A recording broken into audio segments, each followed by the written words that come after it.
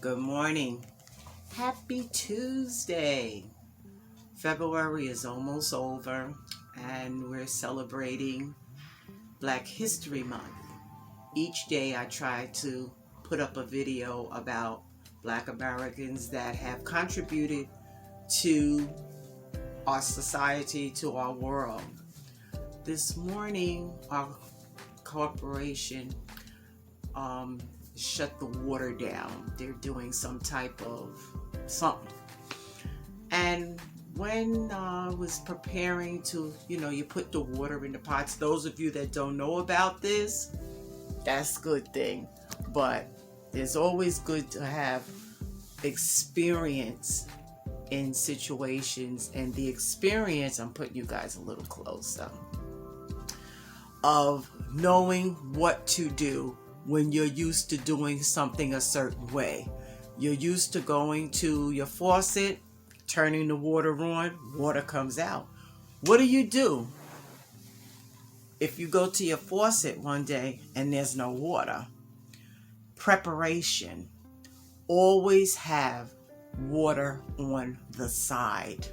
If you're in an apartment, if you're in a house, either you're having your drinking water, always have extra drinking water, and also have extra tap water just to be able to wash your hands and to do some cooking, depending on what type of water you want to use. We're living in a time whereas we can't depend on the usual of knowing that you would get up every morning and go to your job. Then pandemic came up. Some jobs shut down. Some people were able to work at home, thank God. So there are things that what we were used to, of just being able to put our hand on it and being able to do. The era of the microwave is over. It's no longer, if I put my hand on it, I can get it. Who would have thought that trying to get toilet paper would be like trying to get $1 million out of your account and there's no $1 million? So today's nugget, this is a golden nugget, is called preparation. Starting first and foremost, know that there was a toilet paper war, W-A-R. You may have your brand of tissue that you like to use. Stock up on that. But economically, Dollar Tree has toilet paper also. I don't want to use that tag. That's cheap and stuff like that.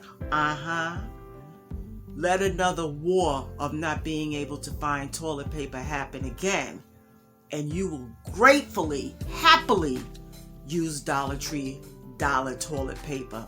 Stock up on it. We're a family of 2 here.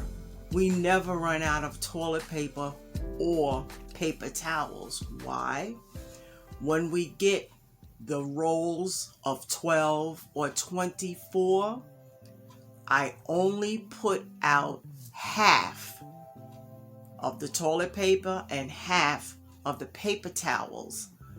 And when that half looks like, okay, we're down to maybe 2, it's replenished.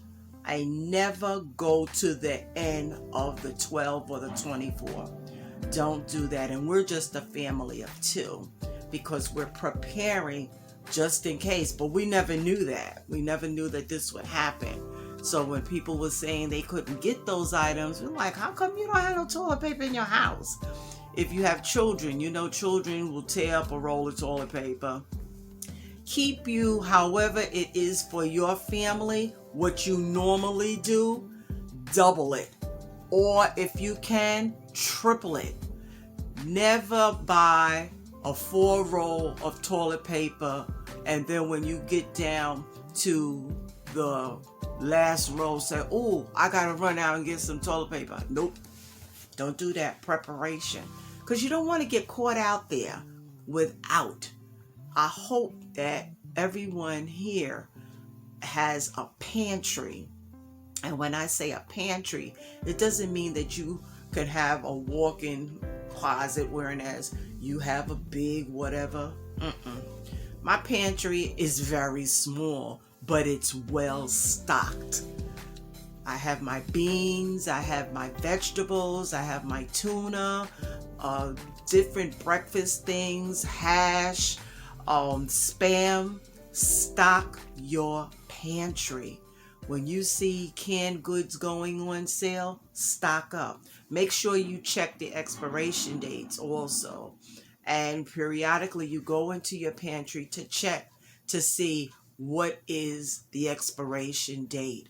These are things that you have to prepare for because we don't know. We do not know. Your rice. Make sure you keep your rice together. There's a way of storing the rice, and I learned that right here on YouTube, that when you're storing rice, that you pour a little bit and you put layer of bay leaves in there. If you want to look it up to check, do that. But keep rice in your house, whether you have brown rice, white rice, jasmine rice, whatever rice that you like. Keep a stock of that because, again, you don't want to get caught out there. Dried beans are excellent. I think there's a way of storing those also. I forget, but go on YouTube and see the ways of storing beans. I do know, and I learned this is really, and it works, about potatoes. You know, you buy your bag of potatoes, 5 or 10 bag, you use what you want or whatever. But I learned that if you put potatoes in a dark area, you can keep them for quite a while. And I did that. I have a box in my kitchen and I put about maybe 4, 6 potatoes in there because it's not a big box.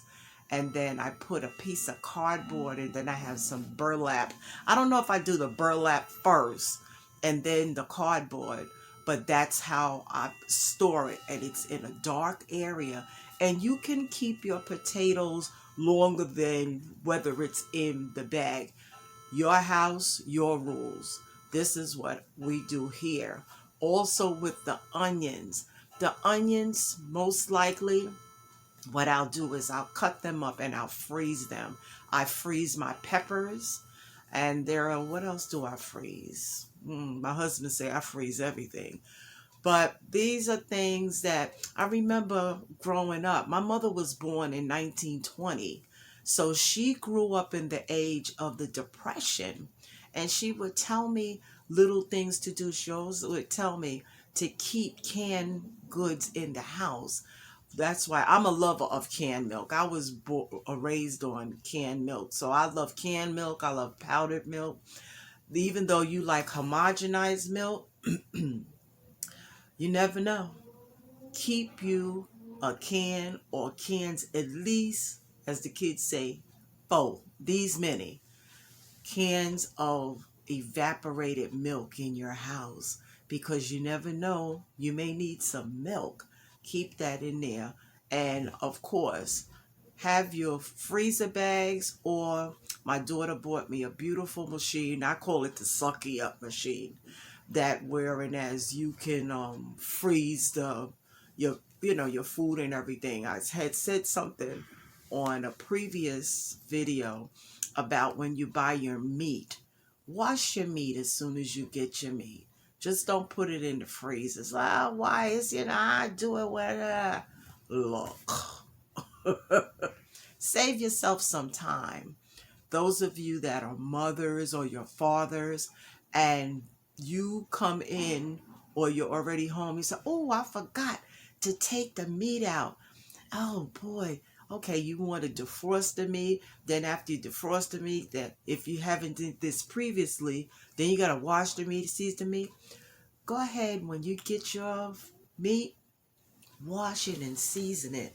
The meat tastes much better because once you season it, you've given the seasonings time to incorporate in there, and you'll see a difference. These are just tips of preparation. We have to prepare.